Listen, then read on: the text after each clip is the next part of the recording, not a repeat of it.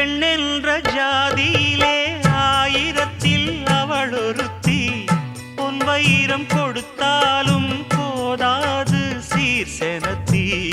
கல்யாண பந்தலிலே நான் அவளை நேர் நிறுத்தி பூமாலை சூட்டிடுவேன் மாப்பிள்ளை நான் பட்டுடுத்தி. அன்றாடம் அலைந்து எங்கேயும் தேடி கண்டேனே எனக்கு